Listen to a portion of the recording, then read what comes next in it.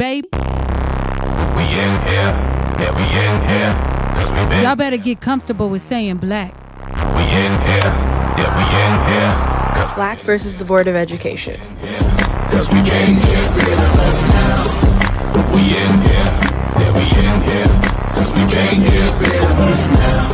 And you know that we won't ever go for cause we been here. That's why we are indeed a whole mood.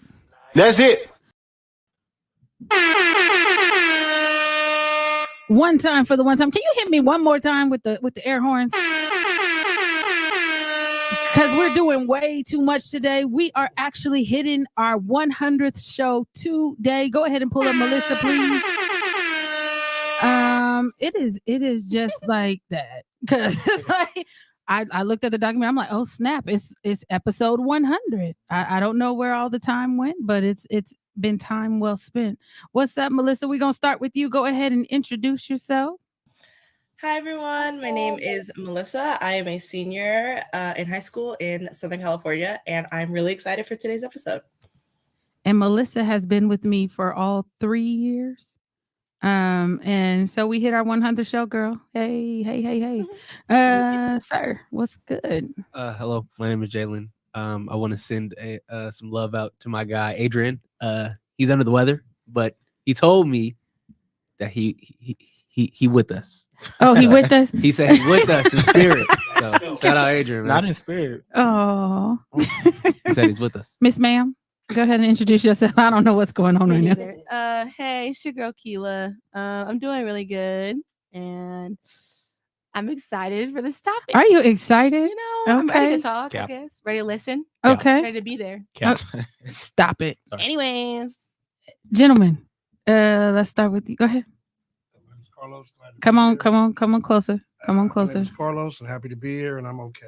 You okay? That's a solid, not bad, not good. Okay. My name's Sherman, and I'm like Carlos. I'm like in the middle. I'm okay. Okay. Well, my name is Miss Lori, and I'm the captain of the ship. I am doing okay. I'm just a lot like overly tired. I don't Yeah. know if it's the weather. Weather. I don't know if it's working all weekend. I don't know what it is, but I'm extremely tired today. It's that weather. It's the weather. Gotta Oh, be. Lord. Yeah. Y'all just don't know. So this Saturday, we had the opportunity to give back to the community as a team in partnership with the Elk Grove Police Department and I want to say Council Member Robles and some some donors from our community. We were able to give out 102 turkeys and 90 gift cards. And so it was smooth though, right? Wasn't it a good. smooth? Man, it was so easy. It was easy. Yeah. Cause like everybody knew what they were supposed to do. Yeah. And there was no problem. And we got our dance on, me and Kima and Miss Lisa. We had a great time. So shout out to everybody who drove through because we didn't let them get out the car. But shout out to everybody who drove through and came and spent a little bit of time with us, including our friend school board president of Compton Unified, Denzel Perry, came with his 3-pack in tow. So shout out to them. What was that? TJ or TJ? What? Ty? And then it was Ryan, and then Mr. Hooper, who's running for school board in Compton as well. He graced us with his presence. So shout out to them. And Chief for being A1. He was putting turkeys in the car himself, along with Assistant Chief Paul and our other friends. And I can't remember everybody's name, and I'm not going to even try because I'm tired. So that's that. So today, y'all, we are talking about rejection. This is our part 5 of our mindfulness series. Jalen, do you have the definition of rejection so we can get the party started? Yes, I have 2. Okay. One, the dismissing or refusing of a proposal or an idea. And then the other one is the spurring of a person's affections. Ooh, the spurning of a person's affections. We don't got it, right?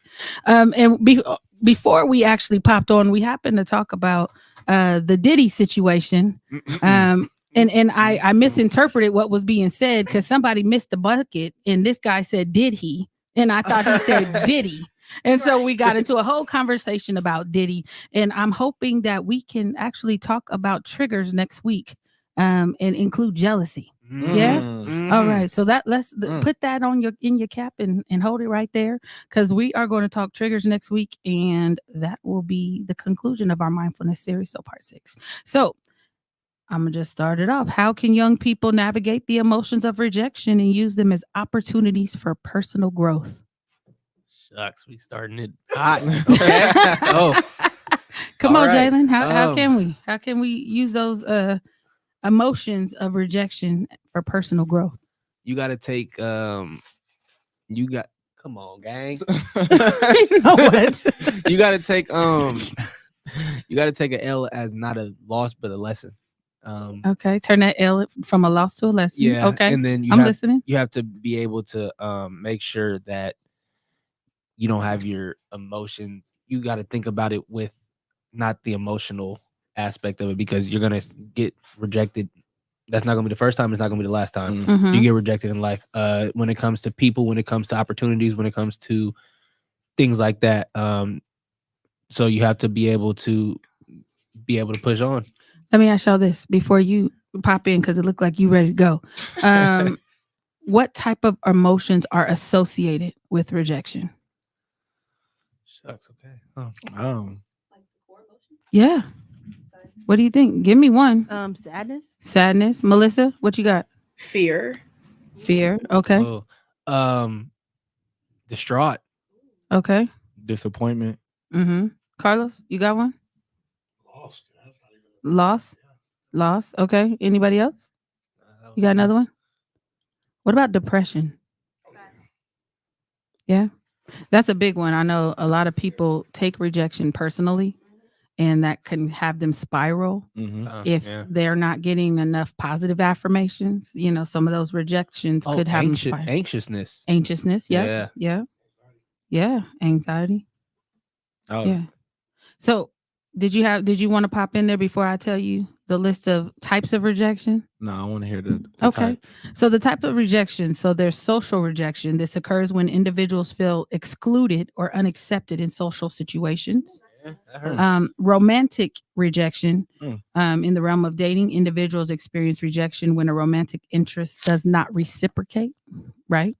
And then there's job or career rejection. You know, you apply for them jobs that you're really excited about, and they're like, yeah, no, you not it. Yeah. Academic rejection. Students may encounter rejection in the academic realm, such as receiving a low grade, not being accepted into desired program, or facing academic probation. Happened to me. Oh, me too. Me too. Creative rejection. These are artists, writers, and people don't think their ideas are good. So Mhm. that family rejection, family dynamics can sometimes lead to rejection where individuals may feel alienated or disapproved of within their own family unit. There's self-rejection. Self-rejection. So individuals' own negative perception, self-criticism, and feelings of inadequacy. That makes sense. Huh? I think the family rejection leads into self-rejection. Okay. The family rejection leads into self-rejection. Okay. Financial rejection. Individuals may face rejection in financial matters, such as loan applications being denied, investment proposals not being accepted, or experiencing financial setbacks. Opportunity rejection, which is missing out on opportunities. And then health-related rejection. People with health conditions and disabilities may experience rejection in various forms, including social exclusion, discrimination, or lack of understanding. Makes sense. Yeah. So in most of these rejections, I think what people tend to focus on is the relational rejections in within the context of exclusive relationship, right? And so what role do social media play in amplifying the impact of rejection on youth? Melissa. It plays a really big role. I mean, everything that you see on social media, we talk about this a lot. It does something to your brain, and it makes you desensitized to a lot of things, or heightens anxiety surrounding a lot of topics. It doesn't have to just be relationship rejection. It can be any type of, whether it's rejection or people not getting rejected from certain things or getting things that you wish that you had, that kind of ties into jealousy, which I know you said we'll talk about later, but I feel like it all kind of ties into each other, and you can become desensitized or have heightened anxiety. And I know that someone in the room said that sometimes the like family rejection could kind of lead to self-rejection. I feel like all of the types of rejection, if you internalize it, can make you feel like you define it and lead to self-rejection. I don't think it's just the family rejection. I think all of them can kind of lead to you internalizing the feeling. Yeah. And I think about social media. When people don't get likes on their pictures, is that now seen as rejection? It can be. There's a lot of people. Well, I wouldn't say me because like I don't really worry about likes, but I know there's a lot of people who, if they don't reach this this like count, then like they'll take it in. It's like real personal. So I think so. I think it's more if you don't get the like from the person that you want the like from. Oh, I think it's everything. Yeah, but I would say more so of like, because people post things for certain people. For sure. Yeah, Like you'll post a picture and you want this person to see it so they can comment on what you posted. really? Yes, that's the thing. So I'm like, if the person that I posted this for does not like or comment on my post, but other people do, it does not matter if there was 100,000 people who commented or if there was 2. If that person didn't do it, then that's just the way that it was. It wasn't intended for you. Oh, That's it how some wasn't people intended for him? That's how some people think. I promise you. I've had Keely. conversations. I'm with just trying people. to. I think I definitely agree, Mhm. but I think like I'm a victim of this. So What that mean? if I didn't get 100 likes in an hour, I would delete my post. Yeah. Oh, Yes, I remember. Yeah. just because I feel like I don't know why I did. y'all see it, huh? No, yeah, no, like you know what I'm saying? Everybody got Like, themselves. no, yeah, and like I even have friends now because now I don't care. It is what it is. Yeah. But like I know friends that like if say for instance you got over 1,000 followers on Instagram, right? If you don't get a certain amount of likes, they turn their likes off, so you don't get to see how many likes they have. I do that off rip. Oh, is I that what still people do be that. doing? Yeah, people do that. I though. have my like count. No, I have mine on. I don't care. But like some people like they turn their like count How off. you turn the like count off? Click them 3 dots. Not let me Nah, find out. nah, look. I don't know how to do that. Look. I'll show you after this episode. Okay. You click them 3 dots up there. Highlight count. No, Nobody yeah, gotta or see like, it. or you could Oh archive my your posts gosh. and stuff. Like, you know what I'm saying? Like, yeah, I definitely have archived too. Like, instead of deleting, I've archived. Just because if I don't get Right. if I thought this picture was fire, nobody else thought it was fire. Now I look dumb. Because Man, what because social media I'll be does sad, to bro. you. Like, hey.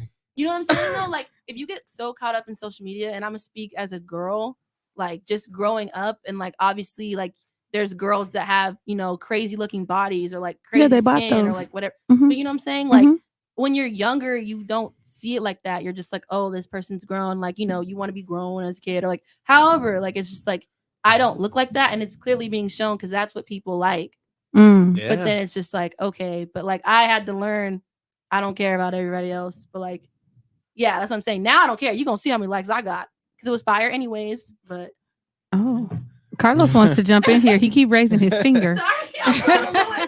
No, it wasn't a bad thing. Actually, my first opportunity to use social media as a platform, I kind of got shocked because You're as gonna I'm have to get a starting learn more little about closer. Black history, Uh-huh. I'm starting to learn more about Black history, certain struggles, certain movements. Uh-huh. I'm posting informational stuff that can really help out Mm-hmm. youth as Yeah. to understanding what their identity is and what contributions we had to civilization itself. Right. And before that, I'd get thousands of likes on a fight, but I get 30 likes on something that I'm thinking could change the narrative. Mhm. Uh-huh. And that hurt for a while until I started realizing that that's not supposed to be for positive stuff. Social media is not supposed to be meant for that. Oh. They'd rather see somebody go to jail than see somebody actually get the tools to stay out of jail. Mm. Can you ask the question again? Because I had an answer to your question that I wanted to share. What role does social media play in amplifying the impact of rejection on youth? I think it plays a big role because now a lot of people are posting the rejection. Yeah, that's true. Ooh. A lot of people That's post the true. rejection. Now. Okay, talk to me about So that. I don't know what y'all basically, talking about. Let's just say, for example, you try to DM a girl, right? Mhm. And she'll screenshot what you said and she'll post it to On all her her story. followers. I'm dead serious. Sorry, I don't mean to laugh, No, but and- wow. No, okay. and that amplifies it because you're like, I hope this is not one of those people who is going because maybe she doesn't find me as attractive as all the other people in her DM. Try to be like, oh look, guys, this person's in my DMs. You know. If she's nice though, hold on real quick. Keep that because I want to make sure we're getting this. So I asked you guys some characteristics of rejection. What you just explained to me was embarrassment. Oh yeah, definitely. And then I think Melissa, what you explained to me, what did you say? Oh my gosh, I had it. It was fear. You said fear, but then you gave the story, and you came back and you made a comment. She said everything ties into everything, like jealousy. That's what I meant. Yeah. Jealousy is another Definitely characteristic of rejection, 100%. Right? So come on, I just wanted to make sure we're not losing it because embarrassment is a big one. Embarrassment is like the biggest one. Yeah. But I was saying, like, if girls are nice, like they will block like your username. Yes. But you still know that you sent it, so it still hurt a little bit. Yes. But there's some girls that don't care, and they're gonna post your username too, profile picture and everything. And so, what does that say about you, though? Like not you, but if you were on the receiving end of that, what does that say about you to you? It's saying, like, for me, it's like, dang, like you could have just left it as what it was. Like, you didn't have to tell everybody you didn't like me. Like, that's kind of how I feel about it. Like, the whole world don't gotta know. Nah, you think you all that in a bag of chips? Like, no, yeah. You're not like. I hate that though. I hate when girls give bad reps because it's just like I don't even know why people decide to do that. Or like I was gonna say, like with rejection too, like now there's a close friends story on Instagram and stuff, right? Yeah. So you like said what? The close friends. So like say for instance, you got a big social media platform, right? And then like you're like, I don't want everybody seeing my business, so I'm gonna create a close friends. Like some girls that I knew would literally make a close friends and have one person on it. Just to like, but post something like crazy or whatever. And then like when they realize that person did not look like that's a whole different another rejection, embarrassment. Like I'm trying to follow y'all. No, so you said she make it close friends, and you can tell whether the close friend looked at it. Yes. So like when you look on your story, right? Yeah. When you post it on your story. You could see how whoever liked it, whoever viewed it. So yeah, if you post close friends, same thing. So like you have a close friends for that one person, and like you kind of say it in like third person or whatever, and like no one looked at it because you put. I'm learning something today. I'm sorry, y'all. And Miss Tawana, I'm with you, sis. That's what I'm saying. Yeah, social media has a huge perception on that because it's just like you could do little features like that. So the fact that that app has it set up like that is almost like scary because you're setting everybody up for rejection. Yep, that's really what it is. It's crazy out here. Like it's literally for everybody. Like views are important, quote unquote, in social media. Yeah. Okay, so let me please. So you're telling me about social media, but how does that impact your relationships in real life? Because a lot of people think what goes on social media is real life. Like that is their reality. Because there's a quote that keeps popping up in my head from this one song is, "Who are you when you log off of Insta?" Who are you? Because there's a lot of people who think that, like, there's a lot of people who think that they're famous on Instagram, but when they're in real life, they're not. They can't talk to nobody. Yeah, you can't talk. You cannot hold a conversation. So is that the same thing as like being in the same room and texting each other? Yeah. I'm just wondering how people are interacting. Like if social media holds this type of weight, right? And then how does that impact the way in which you move about in proximity to real people? It changes the way that you did. And you can pop in anytime. It cuts short those personal relationships. You know what I'm saying? So it's almost like, what do you mean go out and get to know each other? Closer. What do you mean go out and get to know each other? We've been DMing each other for the last whatever. So like having these regular conversations, whether they're good conversations or bad, are not had anymore. Melissa, what do you think? And we don't get to these questions that Ms. Tawana has. I want you guys to answer them.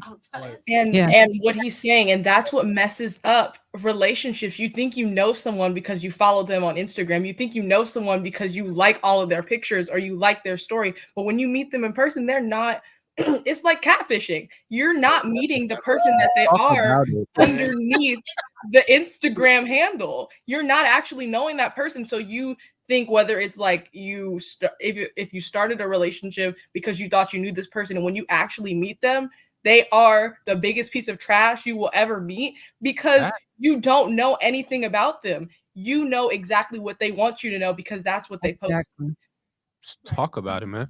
And so Ms. Tawana says, why is it so important to do things for other people? And why do we allow social media to control how we move through life? That's a tough one. And the reason why it's so tough is because that's the generation that we're in. That's what we grew up on. That's what I was about to say. You know, you see people like the old generation loves to say, Wait.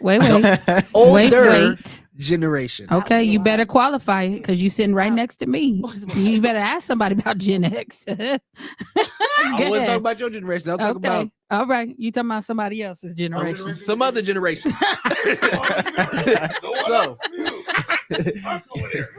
y'all love to say, like, for example, when you got beef with somebody, you got beef at school, but when you go home, you're gonna have to see that person again in real life. Mhm. Now people take their beef online. So you can't outrun your bully because your bully is gonna come online. That's right, sis. I got him, sis. Go ahead. Watch yourself. Wasn't even me. No, but you can't outrun your bully. Like, you can't outrun your bully. Like, they'll see you in person, and then they'll go on Instagram or go on Snapchat or go on all these apps and then continue to harass you. So now it's like, why you don't block them? Because they'll make fake accounts and continue to do it. It's a roach. It's a cockroach. No, it's because there's no like locked amount of maximum accounts that you can make. Right. So say you block one of my accounts, I can go make one tomorrow and continue to go. Well, I block their accounts and any other ones they create. No, I get that, but there's also looked at as a sign of weakness. Blocking accounts? Blocking somebody. Man, I'm about that block button. Let me tell you. People will switch that off and saying she blocked her account because she didn't want to be accountable for what she said. I blocked my account because I don't want to talk to you. But the internet will say something else that you. Well, I ain't on the internet. I live in real life, boo. but that's what I'm saying. Our generation is on the internet. That and like when social media started first coming out, we were like the product of it. Yeah. We were middle school. Literally middle school. I was in college when social media. But you see what I'm saying? Like we were so. Is that MySpace? Yes. Yeah, we didn't have MySpace. MySpace. It was MySpace, and then it was College Club, and it was then Facebook. AIM, and it was AIM was a social media. Black People Planet or something like that. Black People Planet. Don't hate. Listen. I'm trying to give y'all some history. Black People Planet. And the commercial ran on BET. Don't act crazy. Don't act crazy. That sound like Black People Meet. But like, okay, like, but literally, like, probably. But literally, like you were saying though, like you were in college, like you were exposed to that at like 11, 12 years old. First getting phones, and like like middle school. I feel like to me was like one of the hardest phases in my life because you're moving from elementary school to middle school, and you almost have to kind of like find yourself, and then you have to find yourself again in high school. So then it's just like, I feel like as you're growing up with social media doing that, obviously you want to be liked. Obviously you want to get those emotions that make you feel good. And then so you create social media and then you don't get that. I feel like that does something to people, especially at your young age. And to add on to what she said, you gotta find yourself in person, but then you gotta find yourself online. Right. Because some people might not like the person that you are in real life, but you're gonna make sure they like the person that you online. Right. Or vice versa. People might not like the person that you are online, but in person you might be a cool dude or a cool girl. Yep, you just don't got no views. You just got the juice online. Yeah. Melissa, why are you frowning? What's going on? What's going through your head? I'm listening, but and it made me think about perspective and how they were talking about they grew up with the social media and it happened when they were like 11 and 12. I didn't have that same experience. So I'm just thinking about how different it is. Well, because I was homeschooled, so I didn't have that same experience. So even when I was like, although I was homeschooled, I was definitely socialized. I went to a school 2 days a week, and then I left homeschooling and went to public school. But even then, I didn't have wasn't really exposed to social media. So my first like exposure to social media was only a couple years ago. So like those were not things that really impacted me. So it's really interesting to kind of to hear about the different perspectives. I'm listening. And what I'm hearing you say is that your mom controlled kind of the things that you were exposed to. Yeah, definitely. And so are y'all saying, and no shade to anybody's parents, right? Are you saying that you guys were just kind of allowed to just peruse different sites with no type of intervention or oversight to what you were looking at? I definitely my mom was very strict on that stuff. Like for certain things, like certain websites or whatever. So like I really only had like Instagram and like Snapchat, and I could only like, and that at the time, like, you know, you're private. So like you have restrictions. You can't see somebody else's account unless you like follow it. So vice versa. But for the most part, I feel like I was definitely monitored, but still you follow everybody that's your friends too. So you have to think of it like that as well. See, and I wasn't lying. Miss Tawana also remembers Black People Planet. Thanks. Thanks. And so are you going to want to answer? Okay. I agree with her because I was just the Instagram, Snapchat kid. Right. And because like Twitter wasn't out back then. I didn't even have that though. No, it wasn't out really. Yeah. I think 2012. Yeah, but nobody was really on Twitter. People were more on Facebook. I never got Facebook. But when you get it, you just mostly just get it just to talk to your friends outside of school. And then it's just like one big like just one big conversation that you have with your friends outside. And then the older you get, then you start to branch out more. But when did it transition to be something that held so much weight in focused and kind of helped you kind of create the identity that you were forming? When did it transition from a large conversation with your friends to a place now where we're associating our self-esteem with a platform? For me, I feel like it's when they start monetizing. You took the words right out of my mouth. Monetizing. You took the words right out of my mouth. It became a bigger deal when celebrities started using it more. So and you had access to them. Yeah. So then you start comparing your life to theirs, and you know you start seeing their life. You start seeing people making money off of it. So you like, now I gotta get my likes up. Now I gotta get my views up. So that's when I feel like it really changed, like social media. Yeah, the flexers, as we like to call them. Once the flexers got on, the people that, oh man, I'm 15, but I got this Lambo. I can't even drive yet. Or I'm or like the people that get on social media and they in the pool with socks on. Or y'all be in your new designer clothes and y'all take pictures with your hands all over your faces and stuff. I don't do that. That's how when it took over, like when people, like you said, they started flexing. You know, they wanted to show their Louis belts and their Louis backpacks and stuff. So it really just like changed how you looked at social media and how you looked at yourself. So if you don't have those things and you're looking at other people portray these things and you can't get those things, how does that kind of lead to certain things that we're talking about associated with rejection? You're like, where did I go wrong where I can't be where he is? Or it's like, what do I need? Yeah, we're the same age and he got all, and you're just like, what am I doing wrong? What is wrong with me? And that's when the jealousy part comes in too. It's like you're jealous because of like you guys are into the same things. And that's something that you dream of, but you see somebody that's the same age as you realize those same dreams.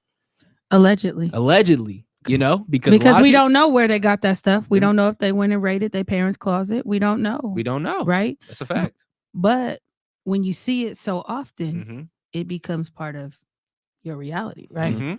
And so when we're talking about, you know, some of the things you guys are saying, what strategies or coping mechanisms can youth employ to bounce back from rejection or build resilience in the face of setbacks? I feel like it's like what Jalen said. It's just like it's part of life. Like you're gonna get rejected.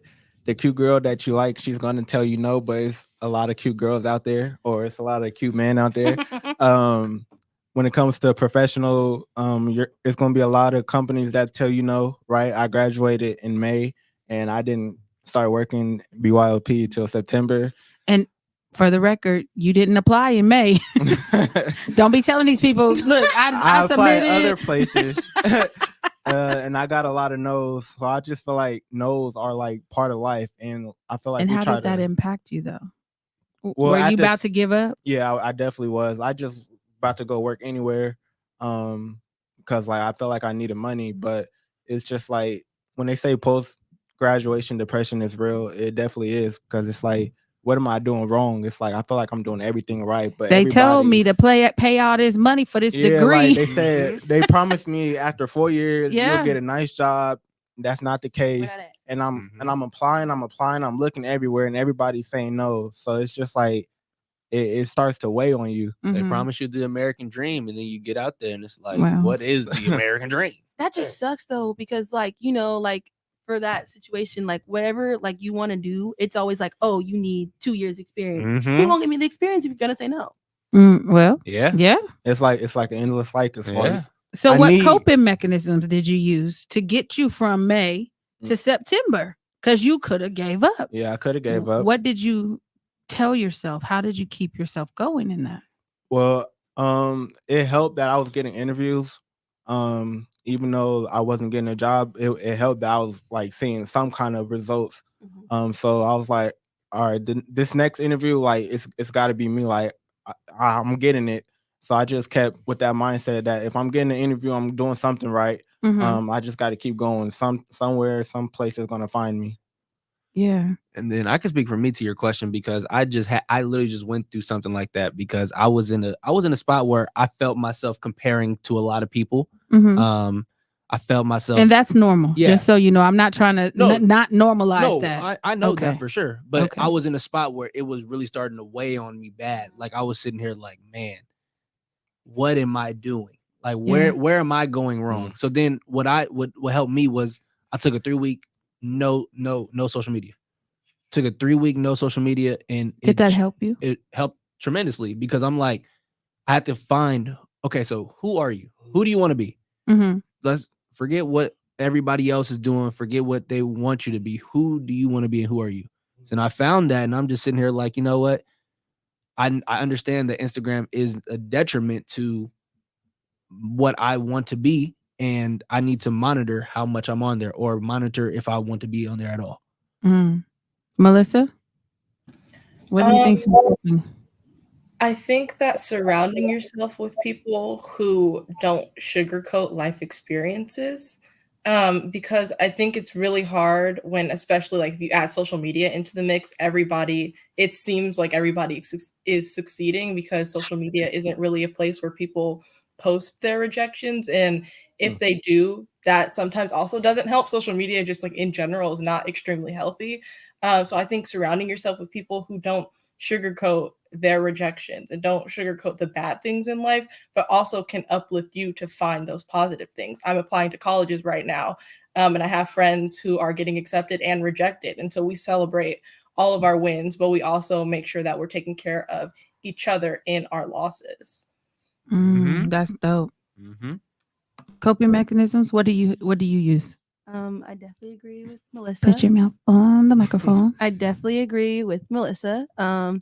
I think just surrounding yourself with positive energy, even in your workplace as well, because if it's not a positive environment, especially like where you work, what are you doing? Because you're going to go home still be in that negative mindset. I thought you were saying your workplace is in a positive environment. I was really about to have a whole conversation after this podcast.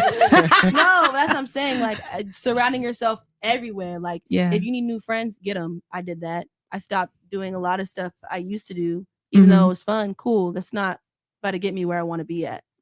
So you definitely have to monitor things that you're doing and really kind of almost take a step back and be like, yeah, exactly. Like, who do I want to be? What do I want for myself?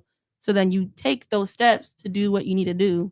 And I think surrounding yourself with positive friends, or, you got that one coworker, or you got that one sibling, like it definitely helps to talk to people too. Yeah. And just for those of you who may be joining us right now, we are in part 5 of our mindfulness series. We are talking about rejection today. And I wanted to give you the 7 steps that I was able to find online to cope with rejection. The first one is to recognize rejection as part of life. And I think that's what you said, right? Accept what happened. So we were talking about the little post of the girl putting up, you know, the DM, right? You have to accept what happened. And then you have to process your emotions, right? And who you process with your emotions, who you process with is super important because there's some people who may look good to you but are not good for you. And sometimes your emotions, if they go unchecked, can really expand into something that you may not even have thought of at first. Right. But because of the influence that you have in your ear, you know, it'll make something bigger than it needed to be. Lord knows So I know. be careful with that. Treat yourself with compassion. That's number 4. 5 is stay healthy. I think that's mentally healthy, physically healthy, spiritually healthy. I think 4 and 5 like they go together. You think they go together? Yeah, I think they're the most important. Yeah. 6 is don't allow rejection to define you. Yeah. And 7, grow from your experience. And so as we're looking at the ways to cope, has anybody ever taught you guys the coping mechanisms? Oh yeah. And Carlos wants to jump in here, but I just want to know. I was actually trying to get my 2 cents on the coping. Yeah. I've learned how to take my no's like my yeses. Okay. And the reason I say that is because I'm at a point in life now where every rejection is an opportunity to grow because it's also an opportunity to be tested because you know it's something on the other side. Right. So when I get rejected, I always look at it. I actually was excited about my last rejection because I knew what doors it would open because it was a rejection that I couldn't control under no circumstances. So in my relationship with my higher power, I always look at where am I not being humbled? There's something on the other side for me, and he wants to see if I'm humble enough to accept it, but not just accept it, but maintain it. So when I accept rejection with grace, humility, and I've surrounded myself around like-minded individuals that I aspire to be like, without being jealous, they keep it raw and uncut with me. Yeah. And every opportunity to grow, I run toward that because it doesn't matter how old I am. I'm constantly trying to learn it, constantly eager about stuff like that. So I take my no's like my yeses, and people look at me funny, and I appreciate that. I mean, I think that's huge, right? They say iron sharpens iron, right? And so you have to surround yourself with people who are doing more than you, that are like-minded, that aren't jealous, right? Because a lot of times, unfortunately, we tend to hook ourselves to people because we've known them for a while. Right? We grew up in the same neighborhood. We went to the same schools. We tend to hook into people regardless of what they're doing, right? We just want to show our loyalty, right? And sometimes that's dangerous. Yeah. Like they say, you never want to be the smartest person in the room. I know that's right. Never. Because if you just not the smartest, I mean, if you're the smartest, who you can learn from? But like Miss Lorraine said, like sometimes you feel like you're obligated to like still hang with them because like we grew up with them, and it's just like we can't. Like, I'm sorry, but this is just where the road stops for us. I've had to do that, and it sucks, you know, because we wasn't on they was on some different. They were people that I grew up with. They are on different time to me. The way that they was going right, and I wanted to go left. You know, I wanted to better myself. They wanted to do stuff that was not going right better. So was that you rejecting them, or were they rejecting you in where you were trying to go next? I think it was both. Mutual rejection? Both, but at different points. Because there was times where I wanted to be with them and not be with them in that aspect, but just be with them in kinship. But they were doing things that were not what I aligned myself with. Okay. But then once is that morals? And was it they weren't aligned with your morals, or they weren't aligned with the way that I else? wanted to live my life, basically. Yeah. Were you rejecting them, or were you rejecting what they were involved with? Yeah. It's never personal, right? No. And then once I'm left out of that situation, they wanted to come with me and better their life. But I was like, well, I have no power over. I cannot bring you with me. You're gonna like they wanted to change schools with me. I'm like, I can't change schools for you. That's something that your parents are gonna have to do. But I would love for you guys to come over here. But you guys can't be doing all that stuff you were doing over here though. Right.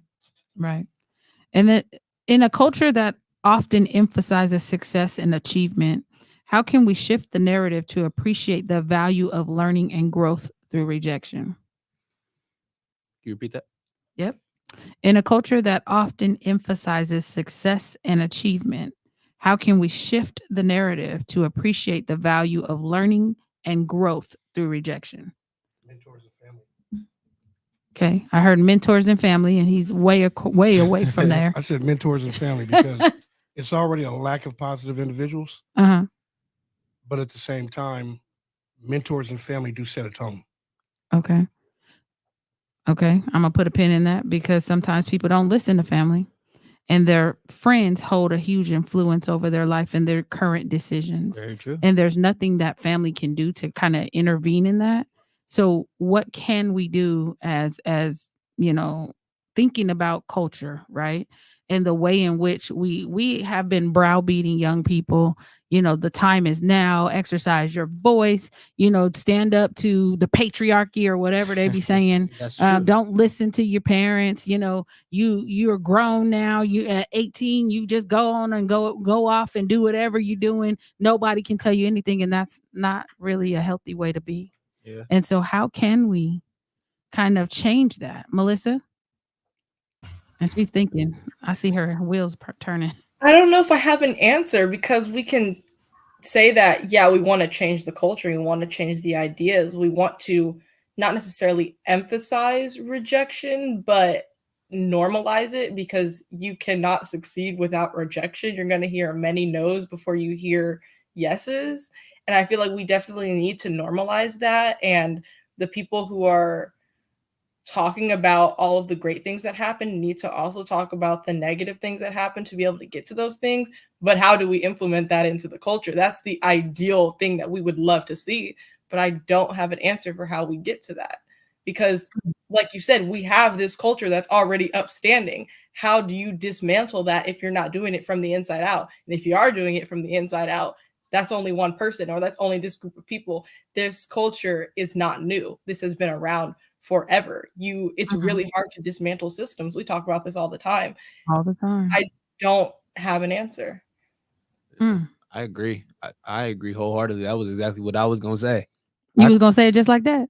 She's a whole poet. You wasn't saying it like that. I wasn't gonna say it just like that, but that was the contents that I wanted to get in there. Yeah. Because it's like she said, you can't change how Black people that's just us. That's the success in because we feel like we came from the worst. So now we ain't nobody gonna tell me no more. I done came from the worst. Our community done came from the worst.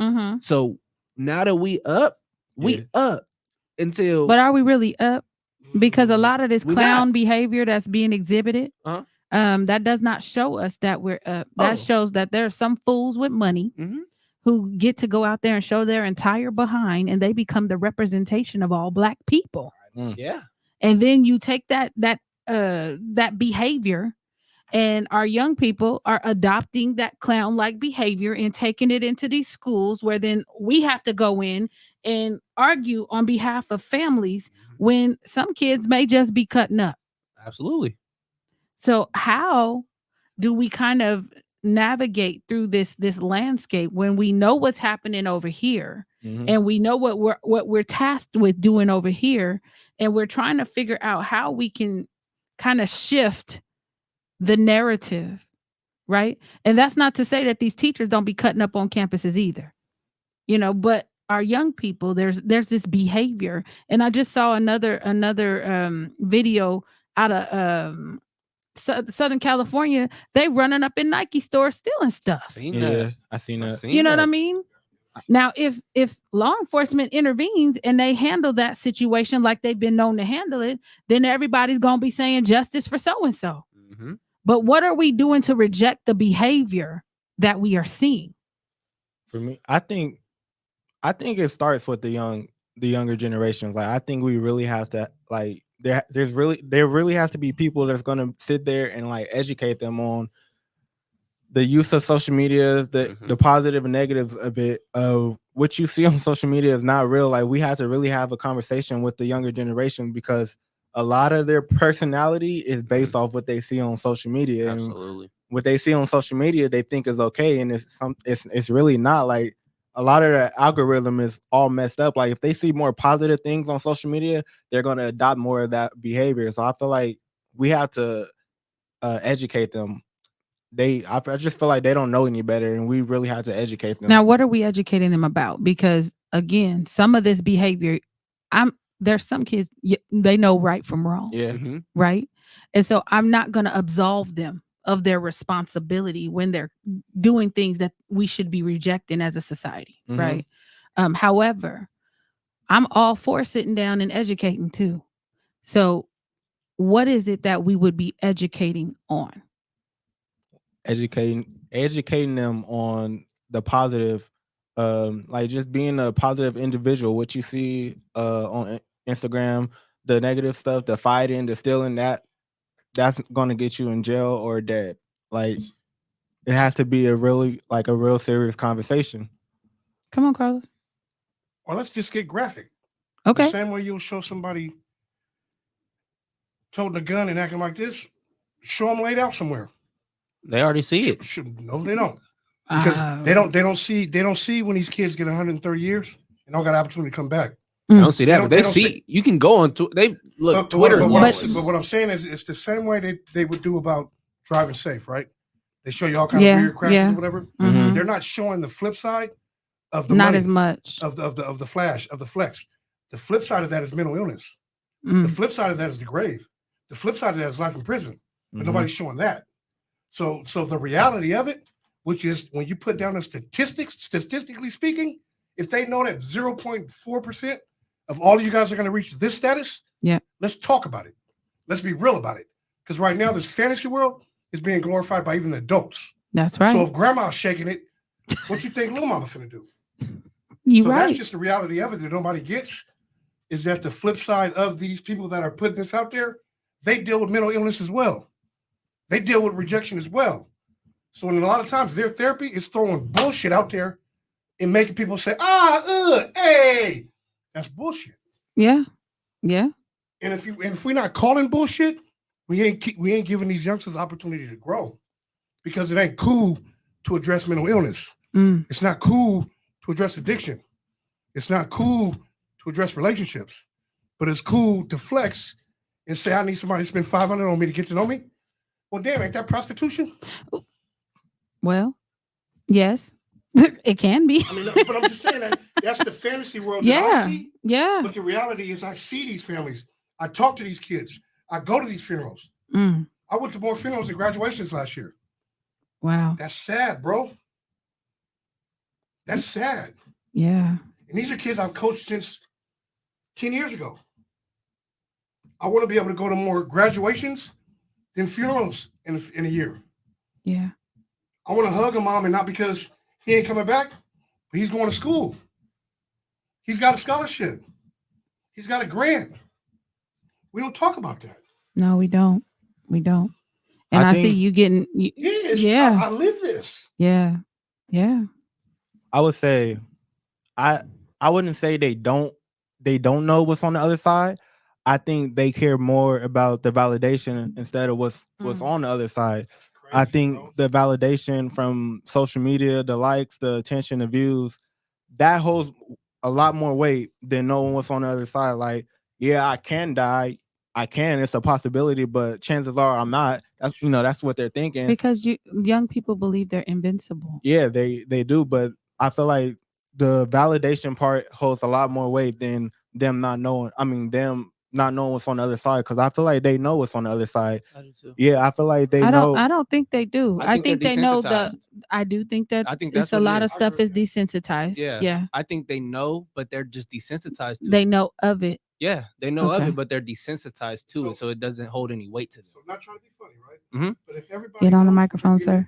If they know what they're getting into, why is everybody telling? Telling. Because if you knew what you're getting into, you would know, keep it solid all the way through, right? Mm-hmm. So if they knew what they were getting to, they wouldn't be doing all that. Because they realize once they get behind the walls, ain't nobody liking their views because they're not viewed. Yeah. Ain't nobody sending them money. Their little brothers and sisters is following homeboys because instead of saying, we knew that he wanted them to do this, we finna put them on though. With a sack instead of making sure they get to school with no problems. And once they realize that the streets ain't what they were cracked up to be, then they start getting upset, and that's where the telling comes into play. If you really want to be real about it, because they already knew what you thought you signed up for is not what it is. Yeah. Melissa, I know we just having a whole conversation around this table. And it wasn't directed toward nobody. No, It's just we know. Like, I love these youngsters out here. You know what I'm saying? And I listen to them at these parks in the middle of the night when they're talking about what they're finna go do and what type of play they finna bust. Yeah. It's like, even when I see it, it's like, hey, Unc, we know you, you know what I'm saying? But we still got to do what we got to do. Yeah. I got to respect that. But that's hard. Yeah. That's hard. Melissa? I think that they think it won't happen to them. I think you guys are like all saying the same thing, that they know of it, but they have not experienced it because they are desensitized to it. They know of the tragedy because they see it on social media. But that's the problem. The tragedy is on social media, so accessible for everyone to see. That can be positive. Okay. So it looks like she's trying to say something to me. I don't know what happened. You got frozen, baby girl. So come back in and make your point. And I think what she's saying is actually really, really true, because you're talking about they don't know. You guys say they do know, but what they know is based on what's on social media, right? And sometimes that's not real life, because they'll show you the ending result. They didn't show you everything that happened to get them to that point, right? 100%. And so when you don't have somebody showing you every step, you're less likely to believe that it's happening, right? In that way. We got more young people trying to play sports in this country, more young Black boys being funneled into sports in this country without even telling them only a fraction of them are going to be able to make it to that level, right? And we're building up these things, and when these dreams are not realized and they feel this rejection, how does that show up? How is that internalized, right? Yeah. And so we have people who still out in our community who did real well in high school. You know what I mean? But when it got to college and they got injured, they haven't been able to rebound from that, because nobody is putting them on a pedestal anymore. Nobody is loving them. Nobody is catering to them, making sure they got food to eat, a place to be. They're not the big person on campus anymore. And we have not taught our young people how to deal with that. So they do turn to things in the street, right? They do turn to other people who are making money moves, right? We got young girls out here not listening to their parents, like Miss Tawana said, not listening and getting sex trafficked. How are we teaching them to reject that behavior? And Melissa's making it right back in. No problem, baby girl. Go ahead and finish your point. This always happens when I'm on a roll. I was saying that that they know of the tragedy because it's on social media, but they don't know the tragedy because they haven't experienced it. They know of the tragedy because they're seeing it and they're desensitized to it because it's on social media. And the tragedy, it shouldn't be on social media, but there's not necessarily a positive to it being on social media. But if you see it, there are different types of people. You see it and you say, I don't want this to happen to me. Or you're the type of person to say, I see this and this isn't going to happen to me. And someone was talking about the statistics and how talking about like driving safe, for example, and using that as an example. If you're driving fast, you're going to get into a car accident. But there are people who will get into their car and say, I'm going to drive fast. I'm going to make this isn't going to happen to me. And me driving fast, or these street takeovers that were happening in LA, that were shutting down all these streets in LA, were happening because this is what's getting the likes. They're doing it because this is what people want to see. This is what the algorithm is pushing out. It's pushing out this. It's also pushing out those tragedies, but not in a way. It's pushing out like reactions to tragedies and people talking about these things, but in a negative way. It's pushing out all of the things that we should be taking as young people to say, I don't want this to happen to me, and it's pushing it out in a way that makes them say, this isn't going to happen to me. because they know of the tragedy, but they have not experienced it and they don't know it. And I agree with both of you, but I agree with both of you, but I've seen the flip side. I've seen the people who have gotten shot and it was like they wear it as a stripe of honor, like a badge of honor. Like they like, man, I've seen that. I got shot 7 times and I'm still out here. Y'all ain't Flexing gonna do nothing. Yeah, and then they'll go on and taunt the people that shot them. Like, y'all ain't gonna spin back though. Y'all not gonna finish the job. Yeah. So I've seen both sides. And yeah. you take what you're saying a step further. There's a lot of youngsters that already know that they're more valuable dead than alive. 100%. Because now they're a mortar to the game. And that's the crazy part about it, because 100%. we had like 6 different units at DJJ. This is 6 different units. About 75% of them are juvenile lifers, right? Yeah. So we talked to them, you know what I'm saying? It's like, let's get your, at the end of the day, it was like 92% of these young people, if they knew half of what they knew, they wouldn't be doing that. But at the time, they were told and they were informed that this is something that's going to give you a certain status. Nothing else was talked about. And these are the young people, once they ever get a chance to come out, that need to lead these conversations. Because I'm an old head, you know what I'm saying? But I connect because I listen. Yeah. I don't just listen to what they're saying. I'm listening to what their pain is telling me as well. They wish they had another shot. Yeah. Because they felt that they were brought up and strucken out before even getting a chance to swing. Oh. Yeah. Like, you got people that. You okay over there, Keela? I'm sorry. I know I got deep, but like, no, she's just. You okay? I'm fine. Just listening. And I hate to get deep, but this is my reality. I got to do every day. No, and you know, even though this show is about rejection, and it kind of took another turn because we're talking about not rejecting certain things that we probably should as a society, right? And then we are talking about, okay, the validation aspect of it, right? Yeah, it's a drug. It's a drug. Yep. And that's part of being mindful, understanding that it's a drug, right? Yep. And whether it's attention, validation, clout, whether it's, you know, somebody embarrassing you and you having to come back harder the next time. There's a lot of things that are being born out of rejection. That's why I asked you the characteristics of it, because they may not have even interpreted that what has us here is the rejection of it all, right? When somebody wasn't nice to me, when that teacher said something negative to me when I walked in the classroom, when my mama didn't get, I don't know, the PS5 or the virtual reality, that young person shot his mom and killed her because she didn't purchase the virtual reality. And then when he killed her, he went on Amazon and ordered it anyway, right? We have too much going on, too many voices in our ear, too many influences out here that's ready to lead us to our demise. Yeah. And we're not mindfully considering how we will interpret or how we will take part in that system, right? I'm going to remove myself from that system in terms of as a participant, but never as an adult ready to lead young people, right? Yeah. I think one of the biggest problems is blind leading the blind.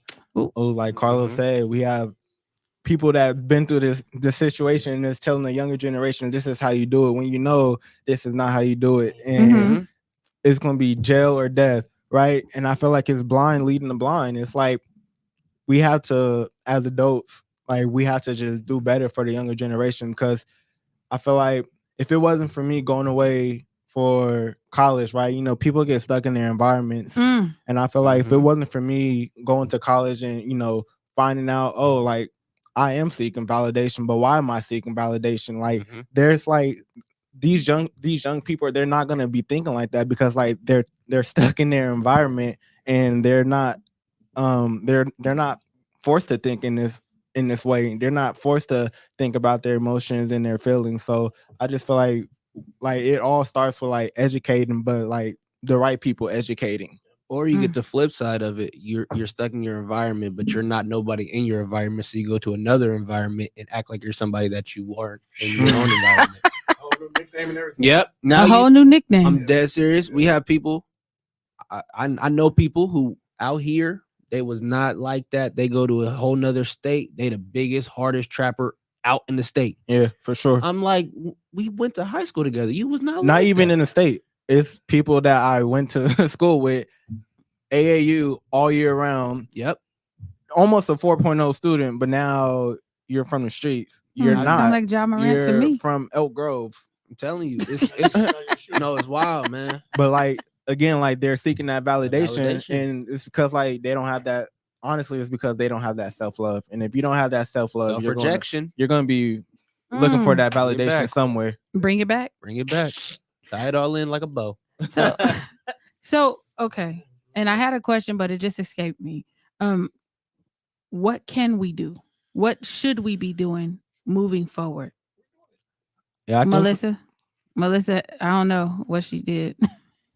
I What can want you to say that we have to educate like the youngest children that we have before social media gets to them.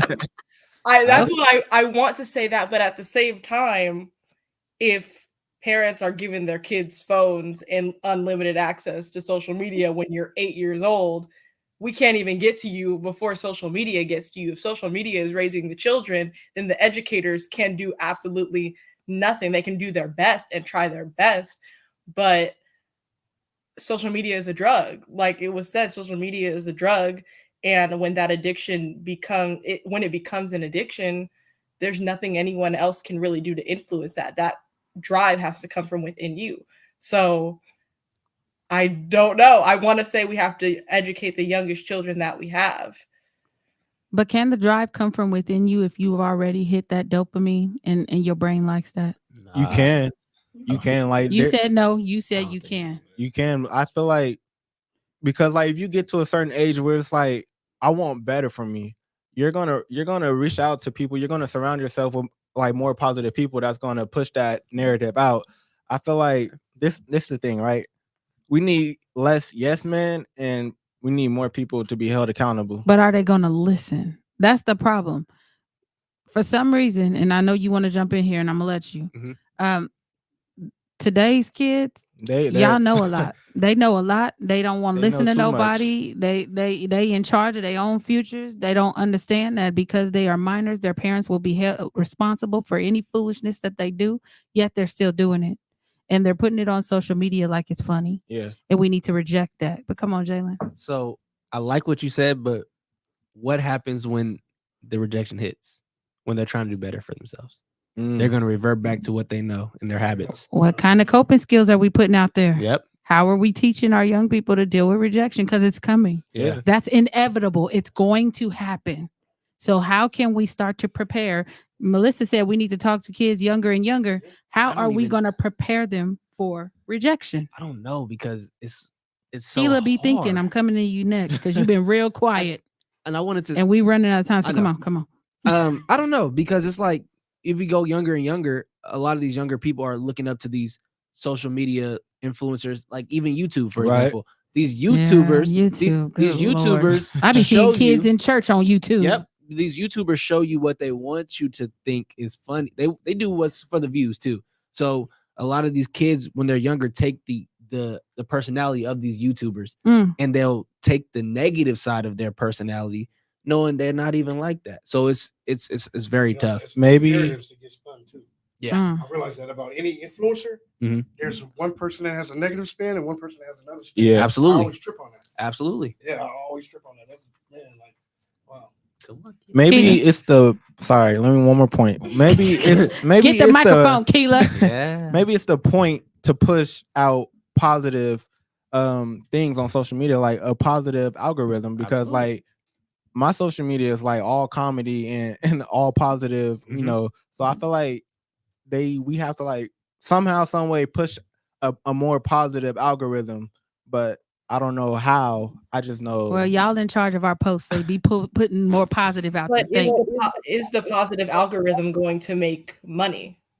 No, sir. Well, we're not making money with this, and yet we still talking. Shout out to our episode. No, it's not about that. Yeah, for the company. Yeah, I understand. Yeah. Are those positive things going to make money? If there has to, it's going to be like a really abrupt change, or it has to be slowly inserted into the algorithm, or it's not going to work because now, as we talked about it at the beginning, everything's monetized. What's going to make the most money is what's being pushed out into the algorithm. What's going to get the most likes is being pushed out into the algorithm, because that in turn is going to make the most money. Keela, Can you repeat the question one more time? I have an answer. No, I have an answer. I just need. what do we need to do to change certain things? How it's being perceived now. I don't remember the original question. that's Maybe how I somebody was else like- can help me. It was something about how do we change the who's coming up right now and let them know that rejection is like normal, something like that.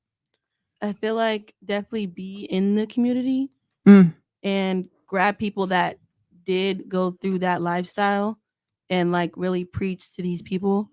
So like have more community events, have more people's like that went through it sponsor and like, you know, just tell their stories, whether it's like an hour that person's speaking their whole story and like doing all that. Then there's questions after, just being out there. So a storytelling series. Kind of something like that. Just Okay. I feel like that definitely would be beneficial, especially if it's like an ongoing person or like you switch often or whatever. I feel like that could definitely get put out and then keep posting it, put the positive algorithms out there while still being in the community and doing that. I love that.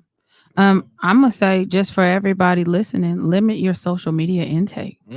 What I heard you say is that enabled you to kind of clear out some of the noise so that you could develop a plan of how you were going to move forward. And I have to say, every time I take a break off of social media, I feel 100 times better.